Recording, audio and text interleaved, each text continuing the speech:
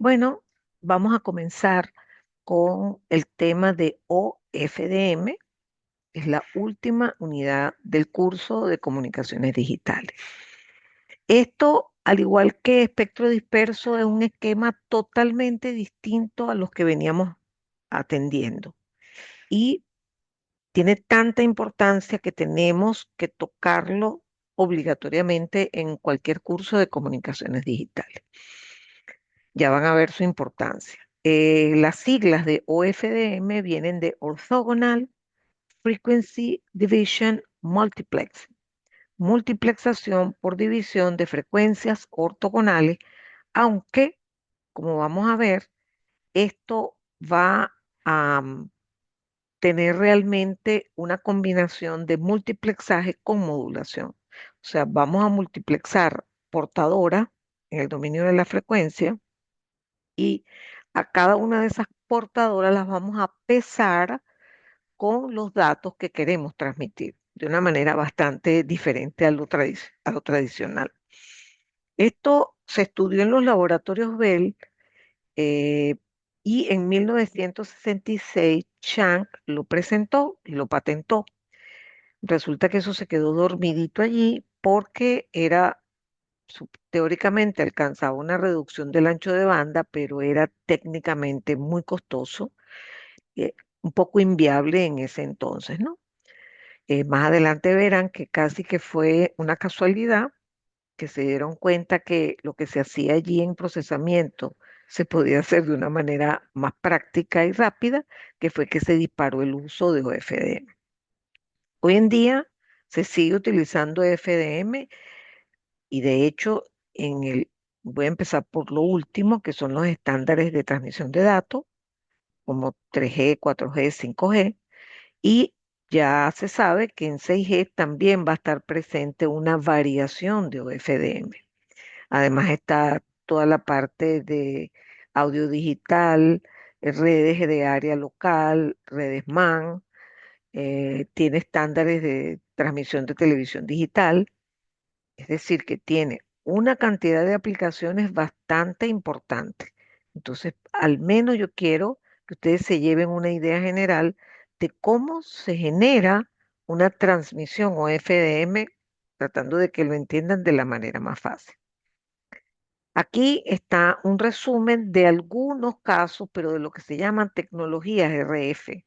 Fíjense que arriba en los estándares hay puros estándares que uno conoce como para redes WAN, para redes LAN y para redes PAN, que son redes muy pequeñas, que tienen poco ancho de banda, poca potencia y que sirven, por ejemplo, para hacer aplicaciones en monitoreo de cultivos, en agricultura o en aplicaciones médicas.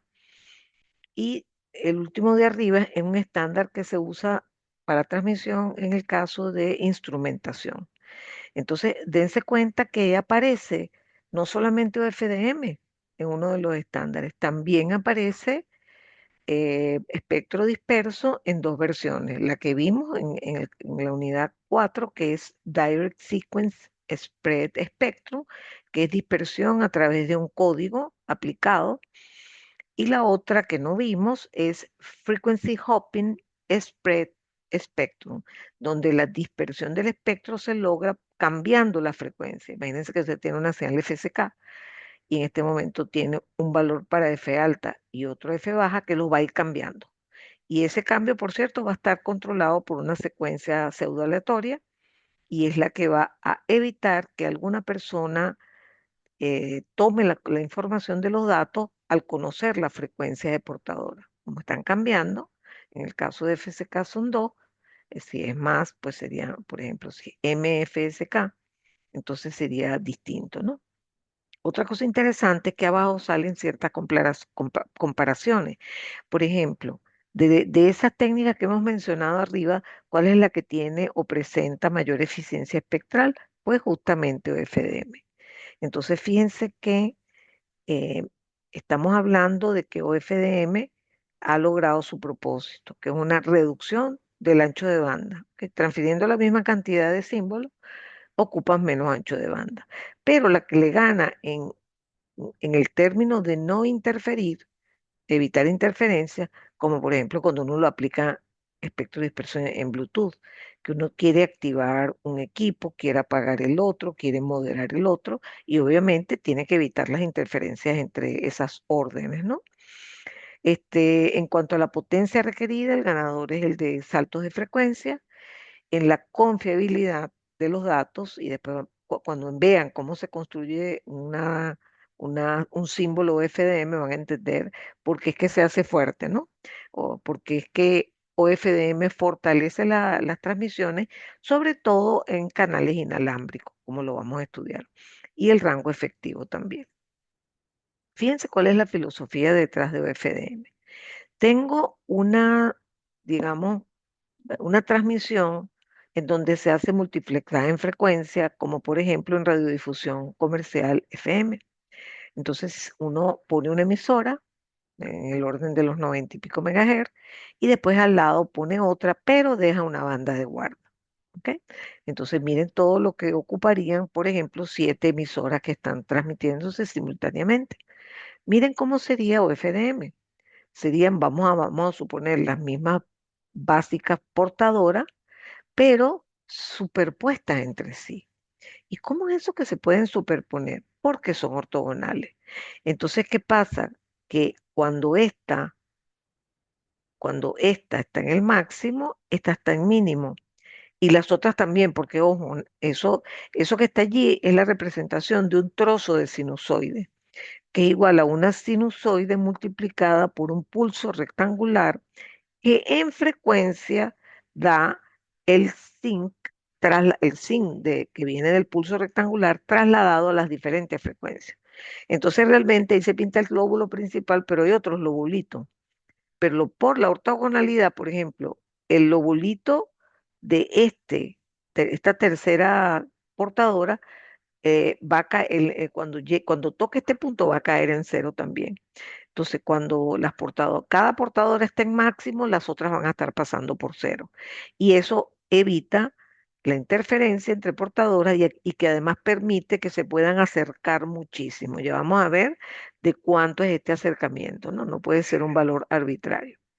Bueno, esto que acabo de mencionar de la ortogonalidad de portadoras es algo que nosotros vimos en FSK.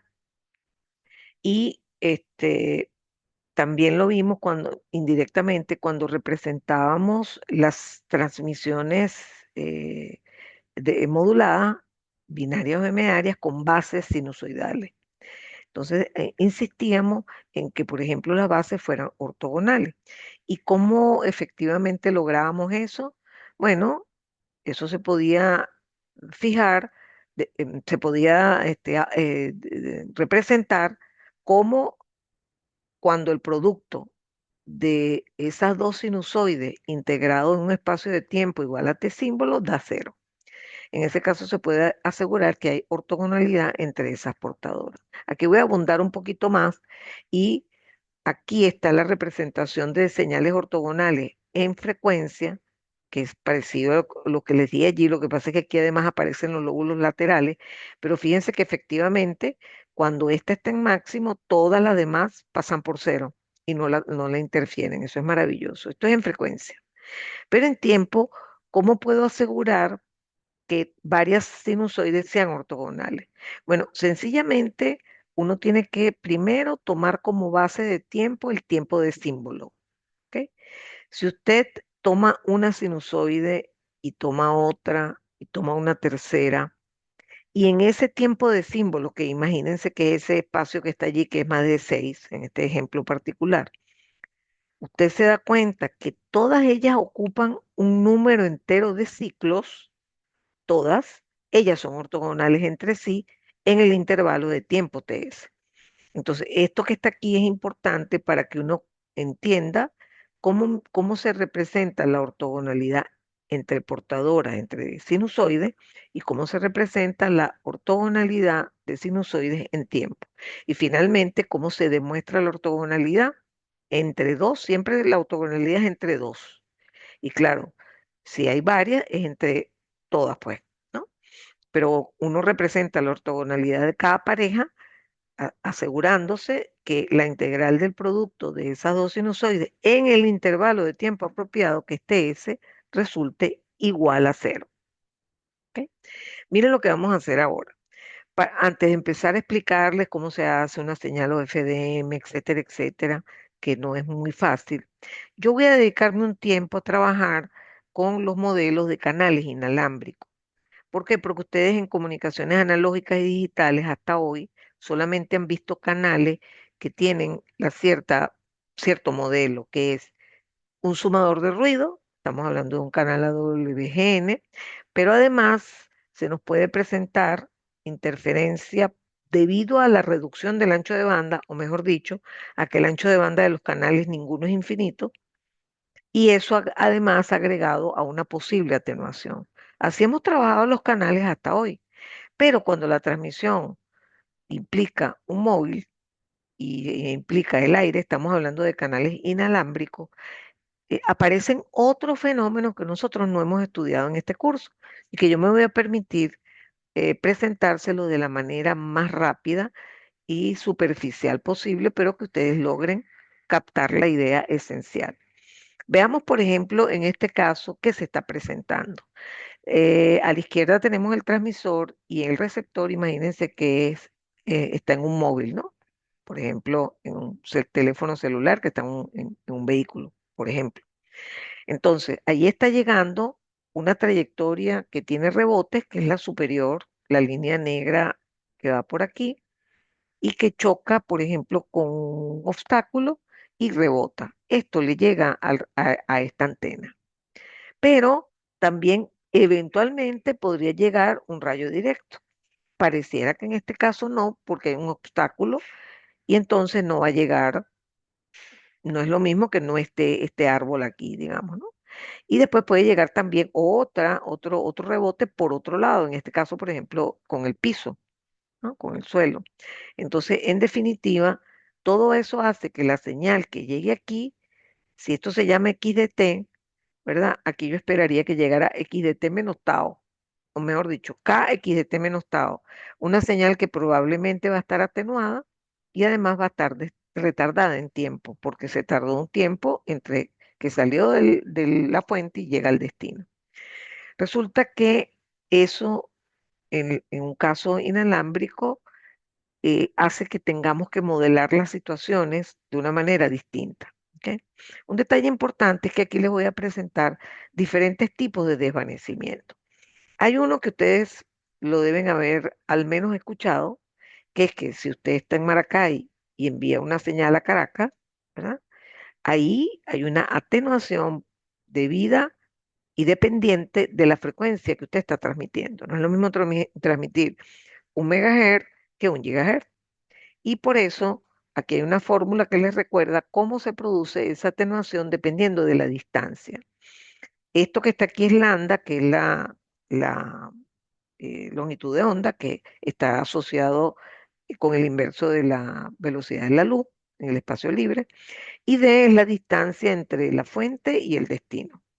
Entonces aquí lo que dice es que la potencia recibida, que siempre va a ser menor que la transmitida, ¿verdad? Es la transmitida afectada por un valor que depende de esos parámetros, fuertemente de la longitud de onda que corresponde al inverso, es proporcional al inverso de la frecuencia que estamos transmitiendo y sobre todo de la distancia que separa la fuente del destino.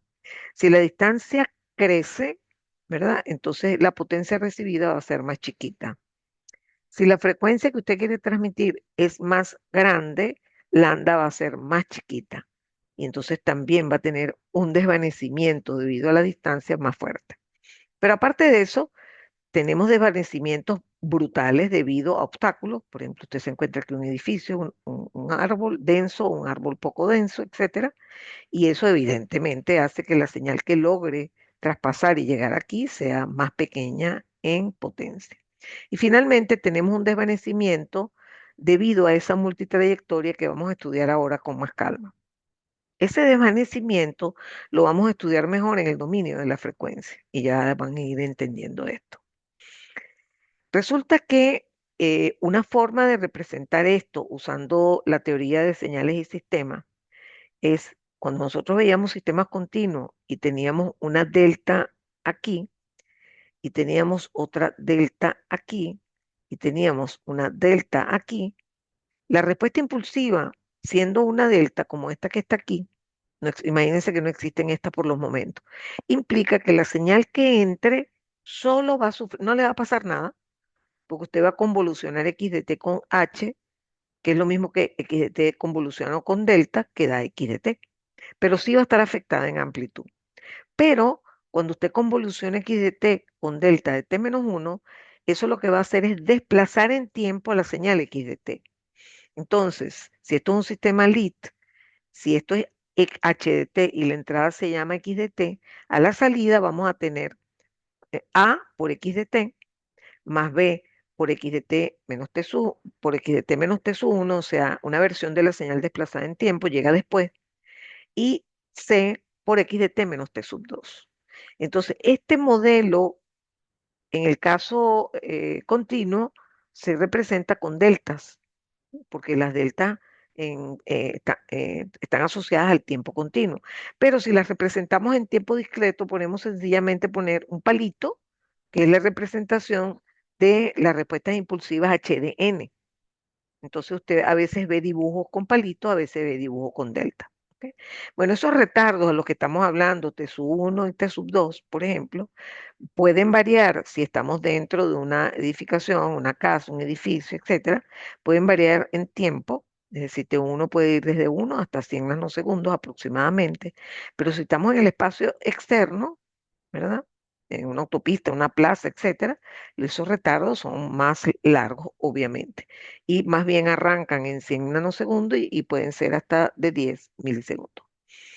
Otra cosa es la ganancia. Aquí vamos a aclarar algo. Las antenas son elementos generalmente pasivos. Entonces, ¿por qué uno dice que una antena tiene ganancia? Porque uno compara, ¿verdad? Una antena real que tiene una cierta directividad con una antena omnidireccional que emite para todos lados la misma potencia, ¿no? Que es como un modelo teórico. Entonces, cuando usted ve que tiene una antena directiva que apunta, tiene un ángulo muy cerrado, usted dice, oye, esto está mandando un montón de potencia. Es como que si estuviese acumulando toda la potencia de la antena omnidireccional a un solo punto. Entonces uno dice que hay una ganancia, pero en realidad este, no es cierto como tal. Y por otro lado, los valores de A y B y C son absolutamente seguros menores que uno. Si son menores que uno y se representan en forma logarítmica, van a dar valores negativos en dB. Entonces, esto también es importante que ustedes lo reflejen.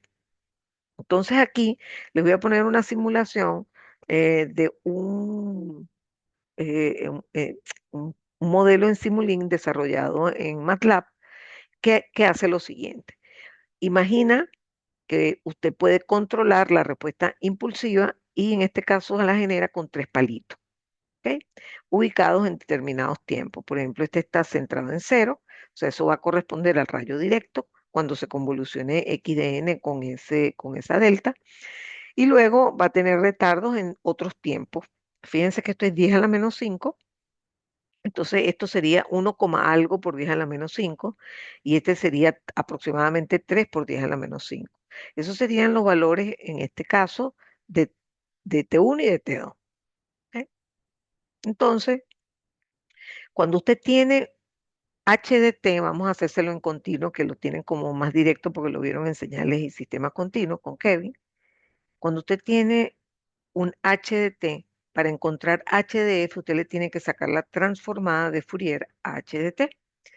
Y efectivamente usted, por ejemplo, agarra matemáticamente y escribe HDT es igual a esta altura por delta de t, más 1.8, por ejemplo, por 0.5, esto es aproximadamente 0.5, por delta de t menos 1.5, ponga, 1.8, lo que sea, más, y entonces suma esta tercera. Usted tiene un HDT que tiene tres elementos, y cuando le saca la transformada de Fourier a eso, que es muy fácil, por cierto, le da esta forma.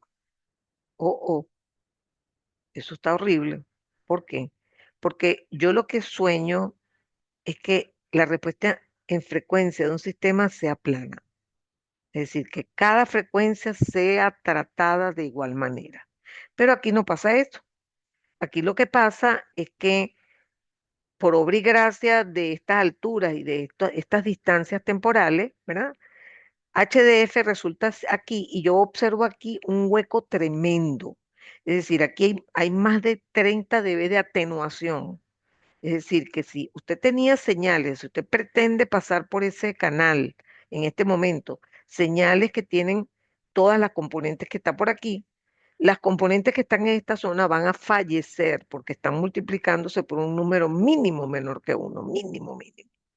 Entonces, eso es lo que más adelante vamos a llamar desvanecimiento selectivo. Desvanecimiento porque es como que se minimiza el valor, y en este caso el valor de la frecuencia, y esa forma de onda es culpa de esta respuesta impulsiva. ¿Y de quién es culpa de la respuesta impulsiva? Del canal particular, ¿no? De cómo se comporta ese canal particular. Miren aquí que esto es ver lo que les estoy diciendo en el comportamiento de este sistema. Mira, aquí tengo yo dos sinusoides. Esta es una sinusoide, esta es la otra, ¿eh? Una está aquí, la de baja frecuencia está aquí y la de alta frecuencia está aquí. Ustedes se tienen que dar cuenta que la señal que tiene la frecuencia más baja va a estar aplastada, porque aquí hay un valle, HDF es más pequeño. Estas cantidades generalmente se hacen, si son lineales, el tope es 1, y si son en dB, el tope es 0 dB. Entonces, todo lo que esté por debajo es más chiquito. ¿Ok? Entonces, en cambio, aquí, ¿verdad? La sinusoide de alta frecuencia, vamos a decir, se ve amplificada con respecto a la otra sinusoide. Evidentemente, si la señal usted la construía como la suma de estas dos sinusoides, aquí también, pero la forma de onda resultante de la señal a la salida no se va a parecer en nada a esta. Una cosa es que se achique la señal completa, pero si la señal tiene o se puede representar como la suma de dos sinusoides y una se, se multiplica por 0,0001 y la otra se multiplica por 10, obviamente la primera casi no existe la salida y la forma de onda temporal se modifica, se distorsiona, ¿no? Entonces, esto es importante que lo entiendan porque es algo que va justamente a combatir OFDM. OFDM va a ser enemigo de este tipo de desvanecimiento selectivo por culpa que de la señal llega a un determinado receptor por varias vías. Repito, nosotros vamos a usar mucho este tipo de modelos que tienen tres componentes. Uno en el origen eventualmente y dos que representan los ecos de las señales. Bueno, aquí hablo más o menos de lo mismo. Fíjense que lo primero que le voy a presentar es un caso donde, epa, ¿qué pasó aquí? Se me desapareció la delta. Sí, eso lo que implica es que no hay línea directa, porque aquí hay una tremenda edificación y ese tipo de canales se descubrió que si uno está parado aquí en el receptor, y empieza a graficar, como las señales son aleatorias, uno empieza a graficar la variación en el tiempo de la potencia recibida, usted empieza a notar, oye, eso es aleatorio, ¿cierto? Pero tiene una distribución de Rayleigh. Es decir, te han oído las distribuciones de Gauss, y en este caso será una distribución de Rayleigh. Una distribución de Rayleigh es como algo así. O sea, es una cosa que es como una campana deforme, vamos a llamarla así, ¿no? Entonces, este, este tipo de canales solamente tienen eco. En este tipo de canales no hay posibilidad de tener una línea directa. Ustedes se imaginarán que el comportamiento de una forma de onda, de una señal transmitida frente a un canal así, va a ser distinto a este otro que tiene línea directa. Entonces tiene tres deltas que representan la respuesta impulsiva y en este caso uno hace el monitoreo de efectivamente la potencia recibida y empieza a notar que tiene un comportamiento tipo rise o Rishon. ¿Ok? Fíjense que aquí no aparece Gauss por ningún lado. Entonces, repito, estos son formas de modelar el canal. Así como nosotros veníamos modelando el canal como un sumatoria con un ruido blanco gaussiano de media cero, después poníamos una atenuación posible y después poníamos un filtro que venía a amargarnos la vida y nos generaba easy. Aquí el modelo de canal es otro. ¿Ok? No contento con esto, la Universidad de Stanford organizó la clasificación de diferentes tipos de ambientes donde se pueden transmitir las señales electromagnéticas y las categorizaron de acuerdo al tipo de terreno, a la densidad de árboles, etcétera, etcétera. Entonces generaron tres categorías. Por ejemplo, la categoría A se refieren a terrenos montañosos con arbustos de media a alta densidad. Eso, por supuesto, tiene alta pérdida por trayecto porque tienen demasiados obstáculos. Después tenemos otro que también es montañoso, pero tiene menor densidad de arbustos y además puede tener terreno plano. Y finalmente tenemos el que tiene terreno plano con baja densidad de árboles y por lo tanto tiene en general bajas pérdidas por trayecto. Ellos con base a estas tres categorías generaron 6 modelos que se le llaman los modelos SUI por este nombre que es Stanford University Interim. ¿No? Entonces, ellos lo que hicieron fue darse cuenta que eh, va a constar de tres componentes, la respuesta impulsiva, pero van a cambiar las alturas, vamos a llamarlas así, si fueran deltas continuas, habláramos de las áreas o las alturas de estas deltas y la ubicación donde están. Cuando el canal, usted puede aplicar este tipo de modelo y puede aplicar RICE o Raleigh, modelo Rice o Raleigh, no son excluyentes, pues. O sea, usted puede tener una de estas situaciones de terreno y puede tener una situación de transmisión específica donde hay rayo directo y otra donde no hay rayo directo. Y está, por ejemplo, con una de los modelos SUI, que se llaman SUI 1, SUI 2, etcétera, etcétera. Y hay una tabla que caracteriza los valores de este modelo para SUI 1, los valores de este modelo para SUI 2. Tienen valores distintos, obviamente. Muy bien. Aquí les muestro, fíjense que ni siquiera hemos empezado a explicar cómo se construye el símbolo FDM. Aquí tenemos otro modelo de Simulink en donde se pueden hacer pruebas, se genera una señal binaria aleatoria y se pasa por un modulador QPSK. Luego se hace pasar por dos canales simultáneamente. Uno tipo Raleigh, en donde se dice que por desvanecimiento tipo Raleigh o por desvanecimiento tipo Riccian. O sea, la señal va a pasar por los dos. Y después vamos a mirar qué les pasa a la salida. Evidentemente van a ser tratadas de una manera distinta. Entonces, por ejemplo, aquí puse yo un ejemplo de un canal Riccian, ¿ok? Y miren, aquí están las deltas de la respuesta impulsiva. De hecho, aquí hay cuatro deltas, uno, dos, tres y cuatro, y hay rayo directo, y por eso es Riccian. Y en cambio el Raleigh, en vez de mostrarle la respuesta impulsiva, y ustedes saben que no tiene el rayo en cero, no tiene delta en cero, tiene solamente los ecos, preferí dibujarles cómo se comporta la respuesta en frecuencia. Y uno aquí ve que con menor fuerza que el ejemplo que hicimos hace un ratico, pero sí hay desvanecimiento, ¿no? Y desvanecimientos en algunas frecuencias que van a ser obviamente maltratadas con respecto a las otras. Entonces, eso lo genera este sistema y permite que uno lo grafique y va haciendo cambios en la respuesta impulsiva y ve cómo eso afecta la respuesta en frecuencia. Ahora sí llegamos a, o sea, ¿para qué vimos todo lo de canales inalámbricos? Porque OFDM se diseñó para reducir ancho de banda, pero resulta que como consecuencia de esa extraña forma de transmitir los datos, resultó ser súper fuerte a todos estos fenómenos productos de la multitrayectoria o de los ecos. Entonces, bueno, evidentemente, primero les enseñé esto porque no lo arrastrábamos de cursos anteriores y ahora sí voy a empezar a explicarles cómo se construye una señal OFD. Bueno, para comenzar, imagínense que tenemos una ráfaga de datos de entrada. Por cierto, todos estos controles que están aquí fueron hechos por estudiantes de comunicaciones 2 este, lo hacían con una GUI en ese entonces, y entonces aquí uno podía ver una lista de bits donde los apagados eran ceros y los prendidos eran uno. Ok. Eso es lo que yo quiero transmitir. ¿Cómo lo hago? Bueno, en primer lugar, este sistema que ellos generaron permitía ajustar los bits por símbolo y el número de su portadora. ¿Ok? Aquí pusimos 8 y el número de bits por símbolo 2. ¿Qué significa eso? Que voy a agrupar los bits de dos en dos. ¿Ok? Y al hacer eso, yo tengo una transmisión cuaternaria, que puede ser perfectamente algo como QPSK. Ok, muy bien.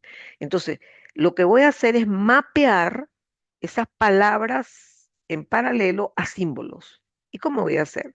Por ejemplo, imagínense que tengo esta primera palabra que es la pareja de bit 01. Bueno, usted a eso le va a asociar la combinación uno más i o uno más j. ¿Qué es eso? Bueno, esto es una constelación y a la componente en fase, que generalmente está asociada al coseno, la llamamos i, y la componente en cuadratura, que está generalmente asociada al seno, la llamamos q. Entonces esto va a ser como un eje imaginario, como hacíamos con trigonometría. Entonces este símbolo, sabemos que cuando aparezca esta pareja, va a aparecer esta pelotica en esta constelación. Cuando aparezca la siguiente pareja, que es 1, 0, se le va a asociar 1 menos J o 1 menos 1i. ¿Ok? Entonces estamos hablando de este símbolo. Por supuesto que en la medida que vayan pasando más, van a aparecer todos, pues, aleatoriamente, pero van a aparecer todos. Entonces, a continuación, ¿verdad? Lo que se hace es usar esos números complejos, vamos a llamarlo así, para manejar las amplitudes y fases de sinusoides de frecuencias distintas. Ok, paso a esta lámina. Entonces imagínense que yo tengo estas cuatro palabras o cuatro símbolos de la constelación.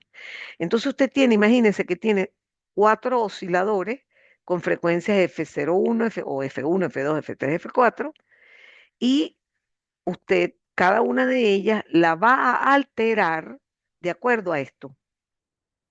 Esta sinusoide la va a alterar de acuerdo a esto que es distinto.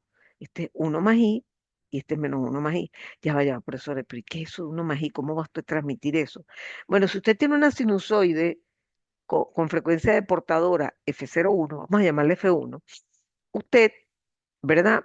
Puede pensar que puede cambiar la amplitud de la componente coseno y la amplitud de la componente seno. Y en ese caso sería así. Usted tiene, supongan que esto vale 1K, 2K, 3K, 4K, por ejemplo.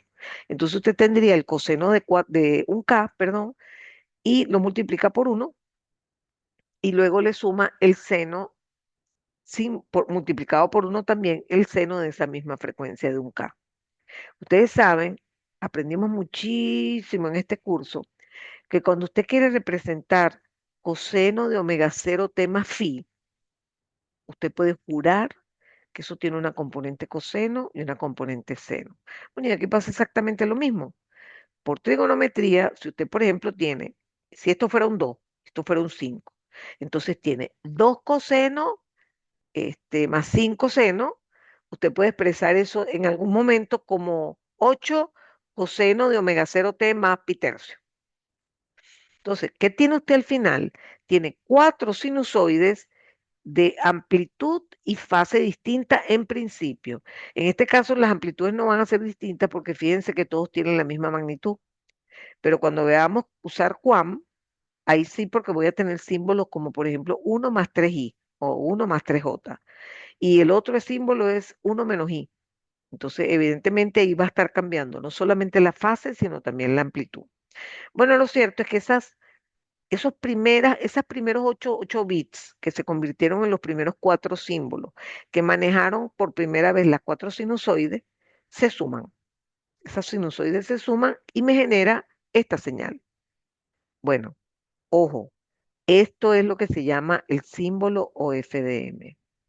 Ojo, estos son símbolos en la constelación y esto también se llama símbolo, pero se llama símbolo OFDM, que es el resultado final de montar. Yo digo coloquialmente que uno lo que hace es que tiene sus cuatro portadoras. Usted lo que hace es montarle un sombrerito distinto a cada uno y las manda por el canal. Evidentemente, eso es en frecuencia, que cuando usted la ve en tiempo, lo que ve es una señal así, pues, tipo oscilatorio, pero no es que va a haber una sinusoide pura de ninguna manera. Entonces, así es la fórmula de esto, pero más adelante le tengo que decir que realmente esa salida es una señal compleja, que tiene una parte real y una parte imaginaria. Pero bueno, eso lo vamos a discutir en un minuto, porque ese descubrimiento fue el que logró que se llevara a la práctica el uso de OFDM, porque se descubrió que se podía hacer unas operaciones usando una IFFT, que es una transformada inversa rápida de Fourier. ¿Ok? Aquí voy a detenerme en esto que está aquí abajo, que habla de la eficiencia de OFDM. ¿Ok? La eficiencia de OFDM se mide por el número de bits que lleva cada símbolo FDM. Pongan atención. Esto es un ejemplo nada más. ¿Cuántos bits usted está transmitiendo por cada símbolo FDM? Usted dice, bueno, ya va, profesor, vamos a calmarnos. Yo usé 4 sombreros. Ah, pero ya va. Esos 4 sombreros vinieron de 8 bits. Entonces, para usted formar esta primera ráfaga, usted tuvo que contar con el número de portadoras y además el tipo de transmisión que usted está haciendo. Entonces, por ejemplo, en este caso, que es el que hemos trabajado completo, QPSK, porque eso es lo que estamos haciendo, QPSK, tenemos 2 bits por 4 portadoras. Es decir, que por este primer símbolo o FDM, usted está transmitiendo de una sola vez 8 bits. Entonces, evidentemente, eso es súper eficiente, ¿no? Entonces, ok, después viene otros 8 bits, que los va a organizar con 4 parejas de 2 bits, que los va después a mapear dependiendo de qué punto de la constelación representa, que después va a montar esos sombreros en las 4 portadoras, que después las va a sumar. ¿Listo? Ahí está. Entonces, ¿cómo haría uno para lograr mayor eficiencia? A ver, obviamente, una solución rapidísima que, profesora, use más portadoras, pues. Sí, eso es posible, pero también tiene un pero, que lo vamos a ver más adelante. No quiero enredarles ahorita la vida. Entonces, yo puedo, no, profesora, vamos a hacer algo, use 16 QAM. Ajá, con 16 QAM, yo tengo que agrupar los bits de 4 en 4. Entonces, si cada portadora va a cargar 4 bits, va, por cada símbolo de FDM voy a llevar 4 por n, siendo n el número de portadoras. Por ejemplo, en este caso, estaríamos hablando de que tenemos 4 portadoras, pero si tuviéramos 16 QAM, implica n igual 4, porque estamos agrupando los bits de 4 en 4. Entonces, en vez de darme 8, me va a dar 16. Y el sistema es más eficiente, evidentemente. Bueno, aquí simplemente me voy a parar un minuto para mostrarles cómo se determina el ancho de banda. Ojo, esto es en tiempo, que esta señal está vista en tiempo. Pero cuando usted las manda en frecuencia, como las frecuencias son distintas, usted va a encontrar una frecuencia al lado de la otra. En nuestro caso hay solo 4 portadoras en el ejemplo de la lámina pasada. Pero bueno, imaginemos que son 8 portadoras. Como son ortogonales, se amontonan así. Por otro lado, importante no, importantísimo. La distancia entre portadoras tiene que ser numéricamente igual a la tasa de transmisión, porque es la única forma que garantizamos que esas portadoras sean ortogonales. Ejemplo, si usted decide que la tasa de transmisión es un megasímbolo por segundo, vamos a poner 10 a la 6, usted sabe que la distancia entre esta portadora y la de al lado es ese valor, es 10 a la 6 Hz, y que la distancia entre este y 10 a la 6 Hz. Y cuando usted vaya a calcular el ancho de banda de transmisión, usted va a tener que sacar esta cuenta. Primero, aquí hay 8 portadoras, sin embargo, hay solamente 7 distancias entre piquitos, que es n-1. O sea, le resta 1 a 8. Y entonces la distancia en Hertz de aquí a aquí es evidentemente, acuérdense que estamos contando las distancias, 1, 2, 3, 4, 5, 6, 7. O sea, va a haber 7 distancias y esas distancias son iguales Fs. O sea que el ancho de banda, ojo, de aquí a aquí, ojo, ese no es el ancho de banda definitivo, da 7 Fs. Ya va, profesora, pero esto también cuenta, es cierto. Este lóbulo hay que agregarlo al ancho de banda y este también. ¿Y cuánto mide cada uno de ellos? Fs. O sea que usted va a tener 7 Fs más Fs más Fs. O sea que va a tener 9 Fs y eso en un caso general sería seguir esta fórmula de cálculo de ancho de banda en función del número de portadoras y la frecuencia de símbolos o lo que es lo mismo, la distancia entre portadoras. Esos dos números son idénticos. Representan cosas distintas porque uno es hertz y el otro es símbolos por segundo, pero numéricamente son idénticos. Es importante que esto lo entiendan. Muy bien. Yo amo este ejemplo, y eso lo encontré hace muchos años al azar, buscando información, bibliografía, pues no actualizada de OFM y me encontré esto que está aquí. Esto es algo maravilloso porque me muestra cómo ellos usaron la transmisión de señales de dos clientes distintos. Uno es el cliente marrón y el otro es un cliente que tiene las sinusoides azules y verdes. ¿Ok? Ahora bien, ¿qué ocurre? Cuando yo transmito en binario, aunque aquí está puesto como una transmisión general, realmente esta sinusoide marrón va a estar, se le aplicó PRK. Fíjense que en este momento el símbolo está en el extremo derecho y en el siguiente ejemplo está en el extremo izquierdo. Eso lo que hace es decirme en qué fase tiene esa sinusoide. Fíjense que aquí, ¿verdad? Estamos en un coseno, que es el lado derecho, mientras que aquí estamos en menos coseno. Pero alguien me va a decir, ya va, profesora, ya va. Esta sinusoide es más lenta que esta. Sí, sí, sí, claro, porque hay multiplexaje en frecuencia. Entonces, por ejemplo, para este cliente llegó un primer bit, que es un primer símbolo porque es binario, y usted dice, bueno, mira, vamos a mandar la portadora baja, que es esta, ¿verdad? Con la amplitud que tiene esto, y usted lo hace, usted la manda. Pero cuando viene el siguiente símbolo o bit, porque es binario en este caso, usted se encuentra que ese bit es un cero, cero lógico que es cambiar la fase del coseno. Pero ojo, va a tener la misma amplitud, porque es una modulación PRK. Pero la frecuencia que le va a corresponder es otra.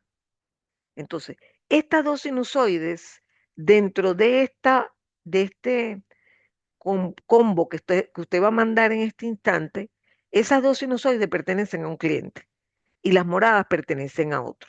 Pero ese otro señor dijo, no, yo no quiero PRK, no me interesa. Quiero, por ejemplo, 16 cuam. Ok, chévere. Aquí está. Llega el primer símbolo para que usted va a montarlo en una portadora. Primero, esa portadora va a ser esta, ¿ok? Que va a ser de baja frecuencia. ¿Ok? Como está en esta zona de la constelación, va a tener una componente coseno pequeña, que va a ser efectivamente la componente verde, que es esta chiquita, y con una determinada fase, y va a tener una componente en cuadratura alta, porque es la componente U sub 2. Eso por supuesto, eso es un coseno, 8 coseno, mm, mm, 8 coseno más 20 seno. Entonces, obviamente eso le da una sinusoide de una determinada frecuencia, que es esta, con una determinada amplitud y fase. ¿Ok? Ok, después viene otros datos adicionales, que son 4 bits más, que es el que permite generar un símbolo QAM. Y ahora este símbolo representa otro punto en la constelación, en el cual la amplitud o la componente US1 y la componente US2 son del mismo tamaño. Y este segundo símbolo usted lo va a transmitir montado sobre esta frecuencia que es más alta. Luego, el siguiente símbolo usted lo va a montar sobre esta frecuencia y usted después puede explorar que tiene amplitudes más pequeñas. Y fíjense que aquí hay 4 sinusoides moradas que corresponden al cliente este. Ese cliente está usando 16 QAM. En cambio, el otro cliente está usando PRK. Dígame usted si todo lo que vimos en este curso de comunicaciones en cuanto al tipo de transmisiones, constelaciones, representación en frecuencia, no ha sido fabuloso. Bueno, cuando usted tenga estas 4 sinusoides, eso es en frecuencia, y usted vea el resultado de sumarlas en tiempo, le va a dar esto, momentáneamente, para estos datos que ingresaron.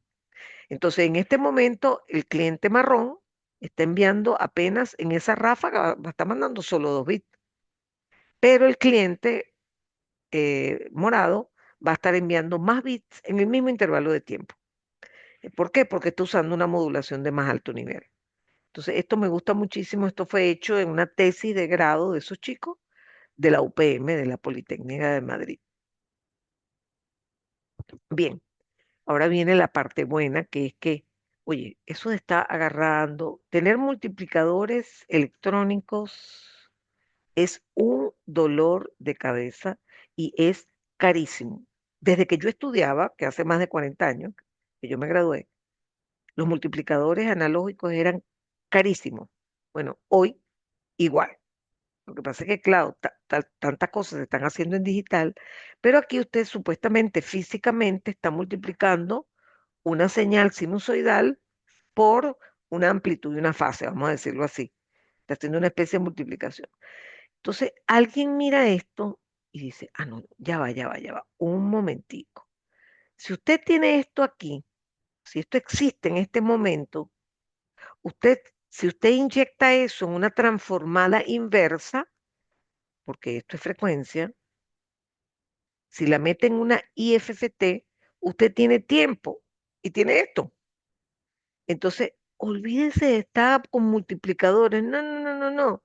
Usted lo que hace es agarrar sus componentes y los coeficientes de esas sinusoides, que son coeficientes complejos, ¿ok? Por ejemplo, en ese ejemplo que acabamos de ver, tendríamos 6 C-1, C-1, C-2, C-3, C-4, C-5 y C-6, porque un cliente tiene 4 portadoras y el otro tiene 2. Y entonces usted aquí tranquilamente hace la IFFT, tiene una señal, ¿verdad? Que está en paralelo porque la salida de la IFFT es discreta y entonces tiene, vamos a suponer que tiene una transformada de 256 valores de entrada, tiene 256 valores de salida y uno lo que hace es usar un convertidor paralelo serie y tiene esto, que es exactamente esto. Y lo tiene fácil, rápido y muy barato, usando simplemente un algoritmo que fue inventado hace muchos años y que todavía usamos con muchísima intensidad en muchas áreas del conocimiento.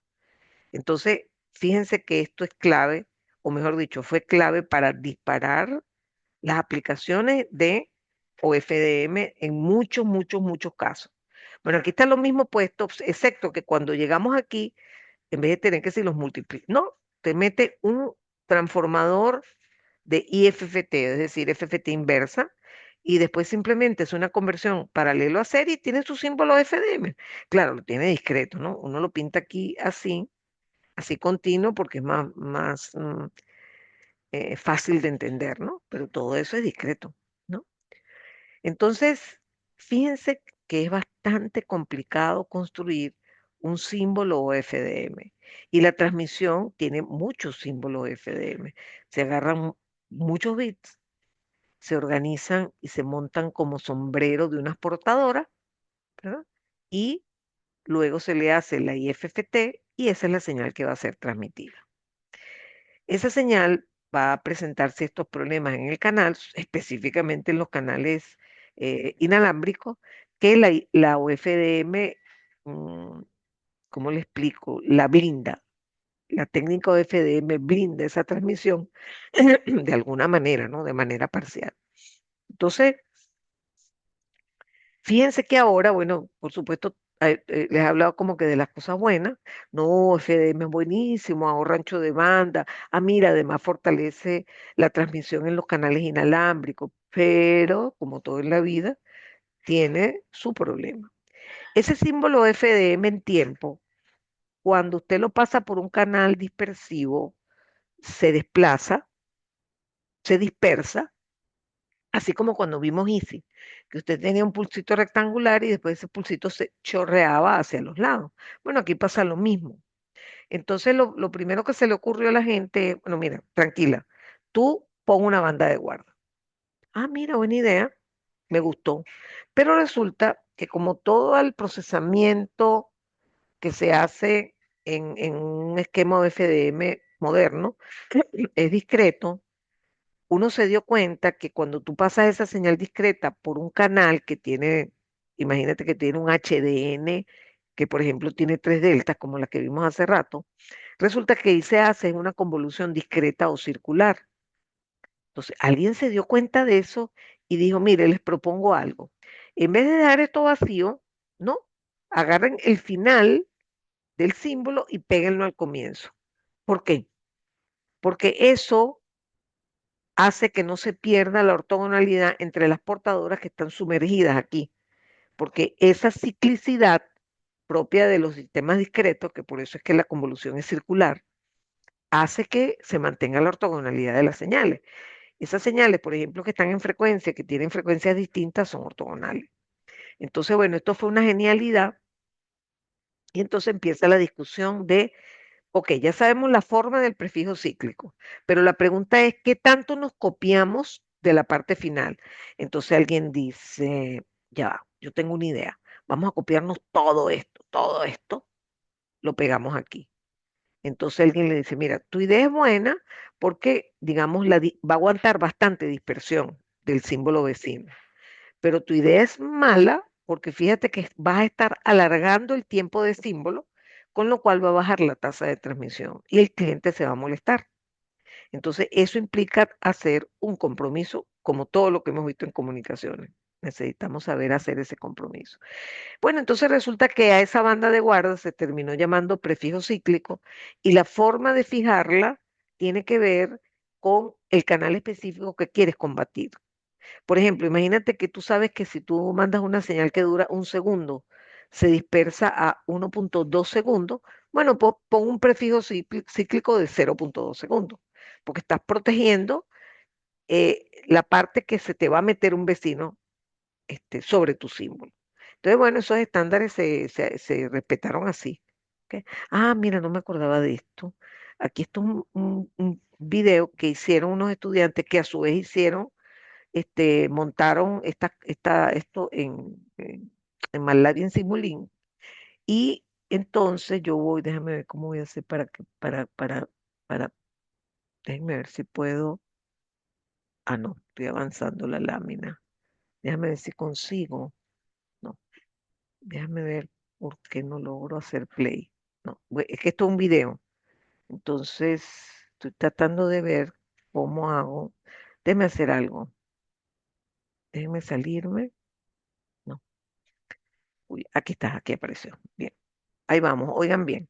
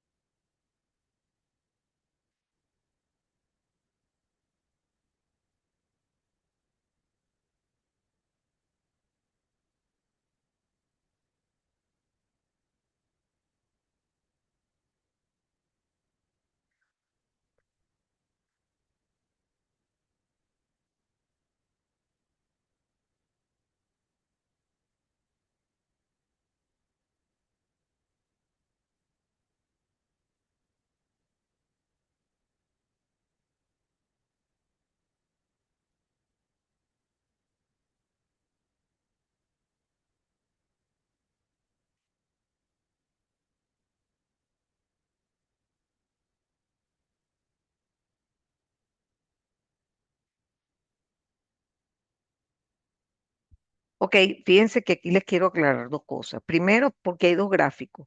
Yo le expliqué que el símbolo de FDM es complejo, tiene parte real y parte imaginaria, ¿no?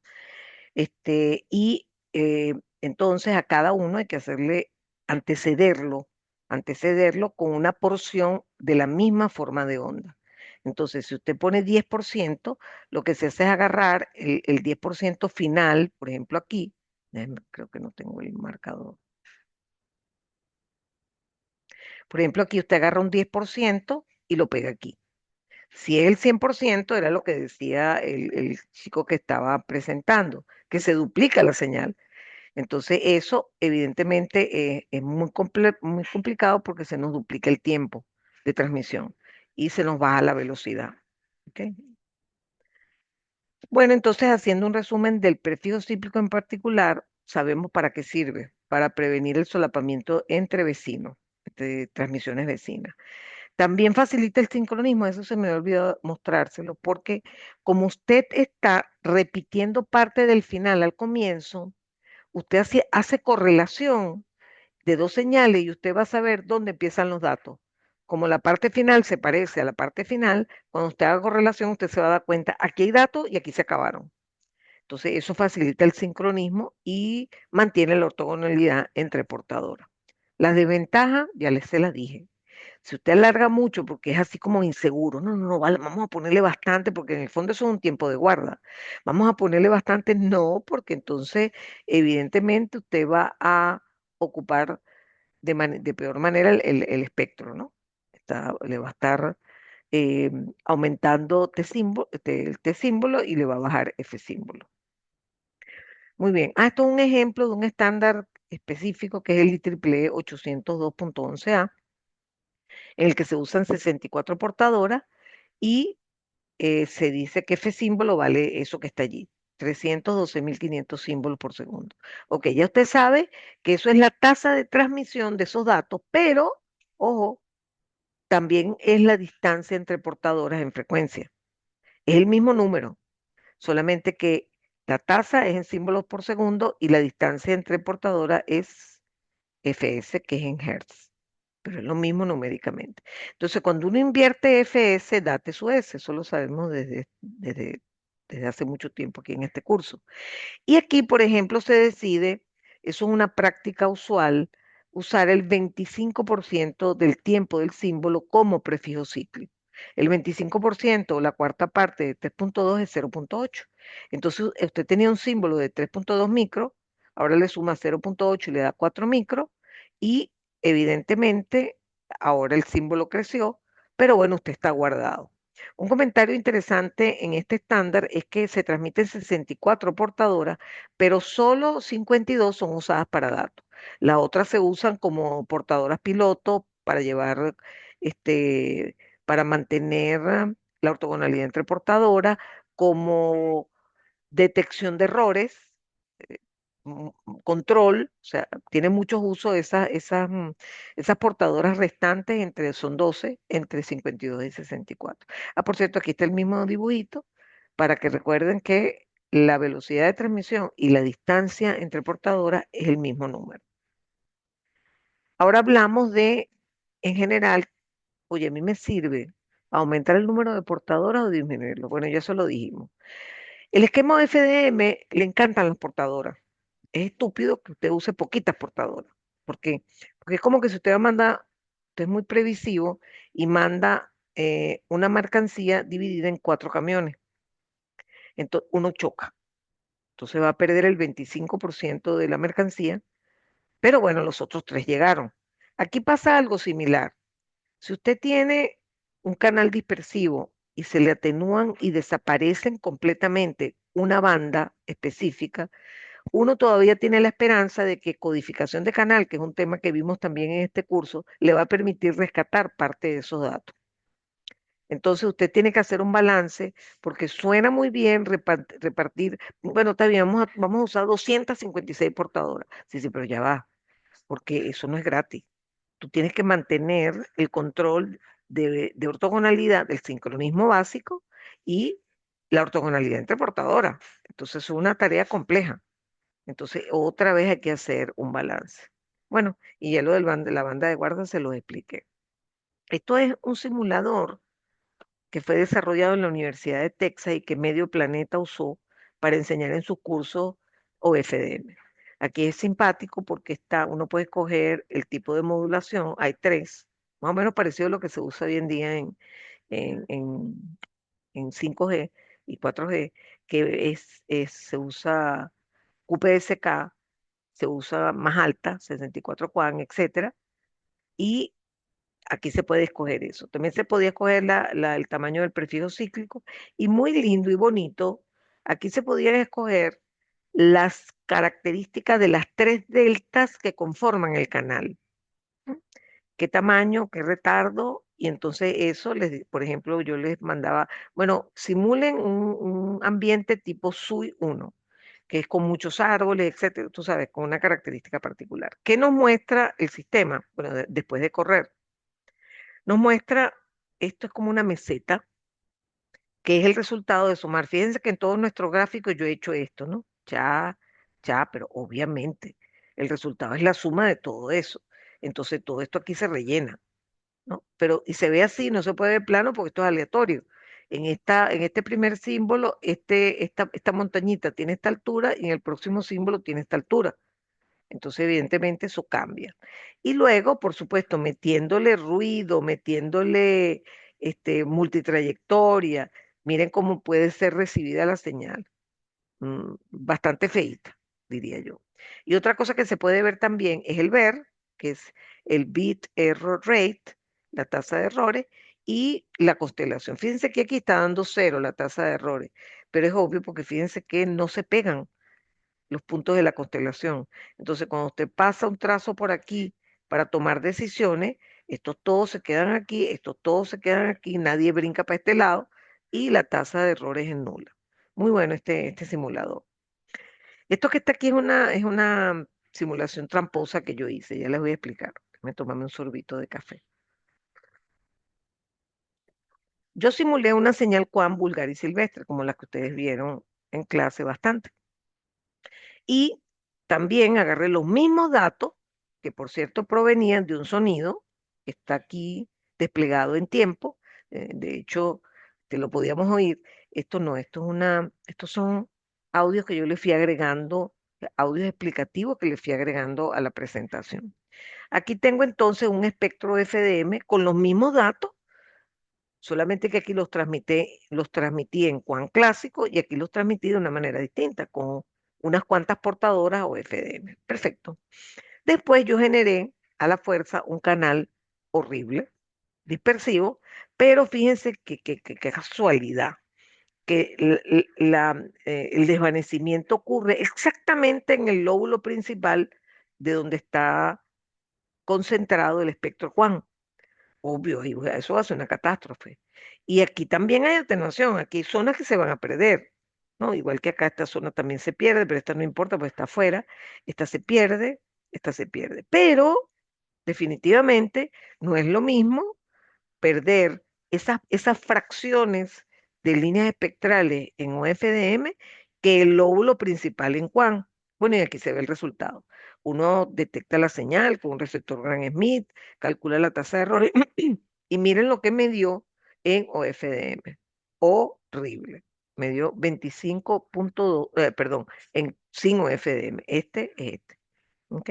Pasa que aquí está, OFDM es el título de este. Y este es no OFDM, es QAM. En QAM me dio 25% de error. Eso es una cosa horrorosa, que la cuarta parte de los bits que usted recibe están malos. O sea, eso es inaceptable. O sea, apague ese sistema. En cambio, miren cómo se recibió aquí la señal, siendo esta la original. Y fíjense que la tasa de errores, por cierto, también es mala, bastante mala, pero es mucho mejor que esta. Pero repito, esto es un ejercicio o un experimento con mucha trampa, pero bien ilustrativo, ¿no? Que como Juan concentra toda su información, es como que te manda todo en un solo camión, chocó, te fregaste, perdiste todo. Bueno, es parecido lo que pasa con los esquemas clásicos y los esquemas OFDM. Esto que voy a mostrarle ahora son varios simuladores, o sea, modelos de Simulink que permiten construir, ya tienen construido distintos sistemas de comunicaciones basados en OFDM. Esto, por ejemplo, es un estándar específico para redes MAN y usa OFDM. Entonces aquí aparecen los bits aleatorios, aquí se usa codificación de canal, ¿oyeron? FEC es una técnica de codificación que nosotros vimos, en la cual se detectan y se corrigen algunos errores. Después viene el IFFT, que es el que me hace, que me genera después el símbolo FDM. Aquí viene el transmisor. Bueno, aquí, digamos, vienen otras cosas que no les puedo explicar porque no me llevaría mucho tiempo.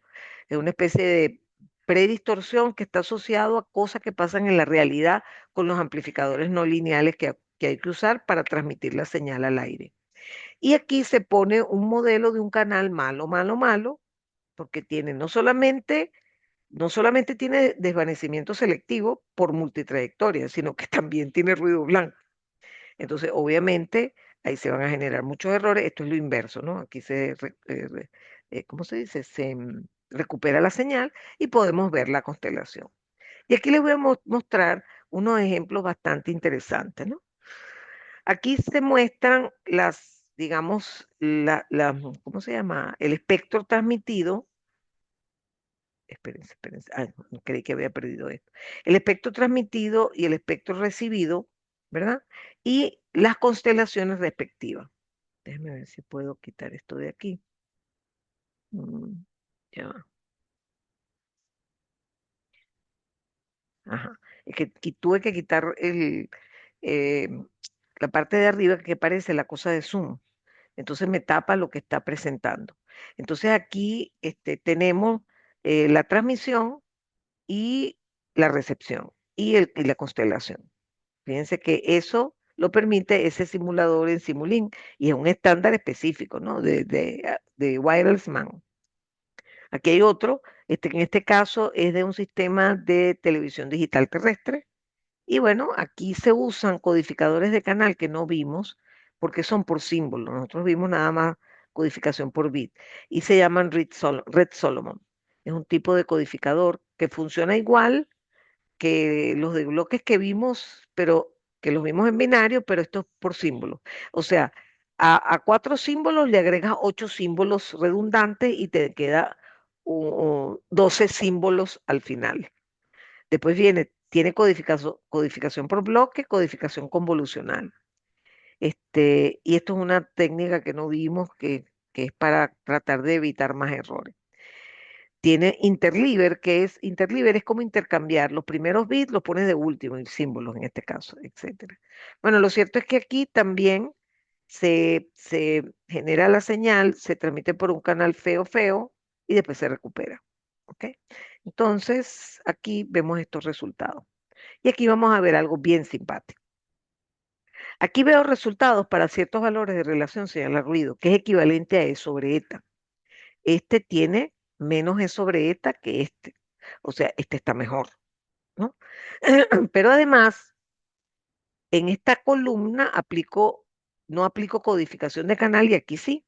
Es decir, agarro un entorno malo, malo, malo, con esta relación señal-ruido tan baja, y lo corro sin codificación de canal. Y miren el ver que me da, horrible, .34, horrible.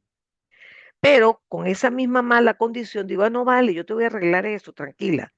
Este, ponle codificación de canal, pero mire, es que hay mucho ruido, no importa, pónsela. Se la puse y horror.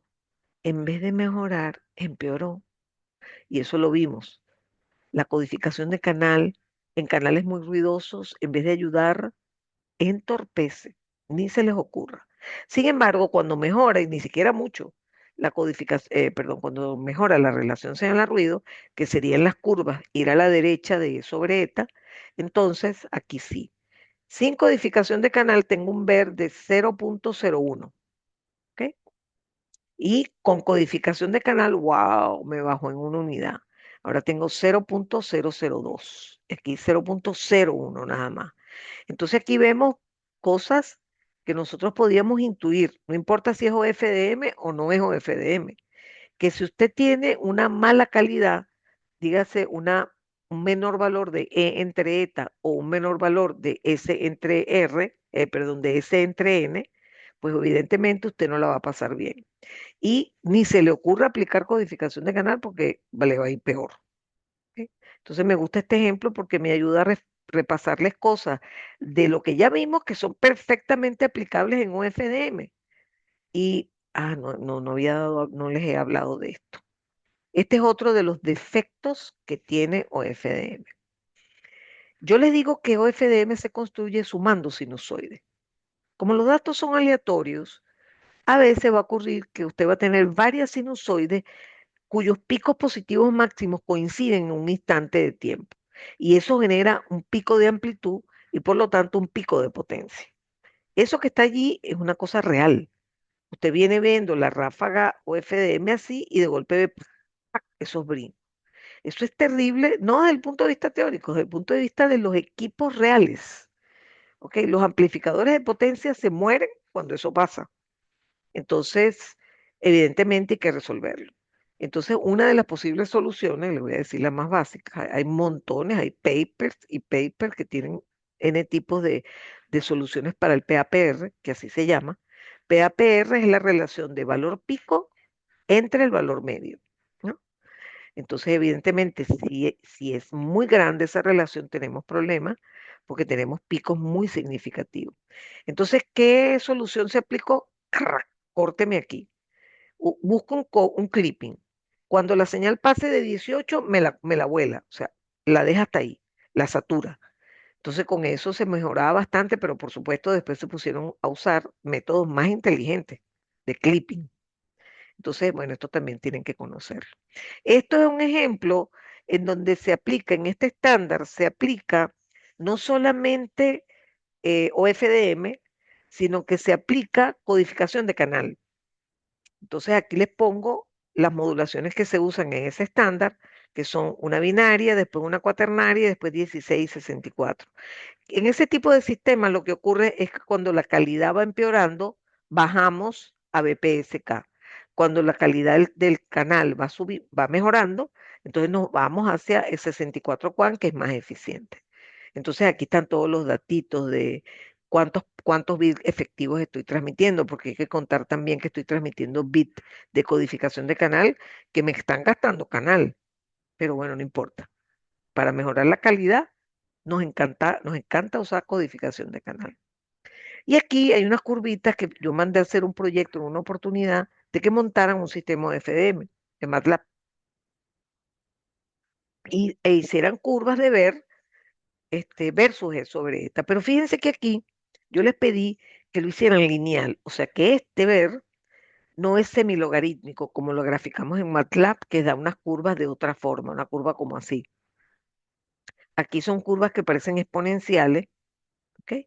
Y aplausos, aplausos, aplausos, aquí también se demuestra que mientras más alta es M, o sea, por ejemplo, 64 es más alto que 16, más alto que 4, que es Q, UPSK, pues la cosa se complica. La probabilidad de error crece. Los sistemas M-arios son menos robustos frente al ruido, pero ahorran ancho de banda.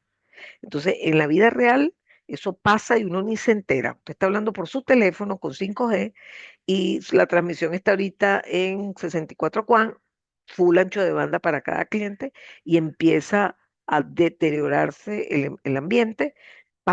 Rápidamente el sistema baja a QPSK, que es menos eficiente transmitiendo datos.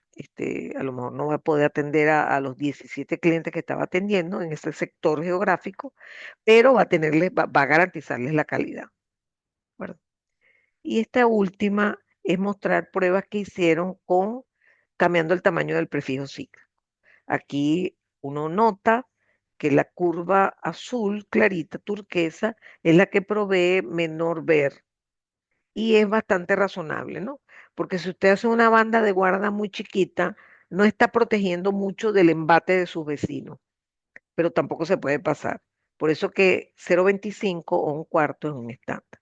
Bueno, con esto les he ofrecido, digamos, un paseo muy superficial, pero yo diría que les permite tener al menos una idea básica de cuál es la lógica de OFDM, que es totalmente distinta a lo que estudiamos en los diagramas de bloque clásicos de sistemas de comunicaciones, pero es indispensable que ustedes sepan de qué le están hablando cuando eso pasa.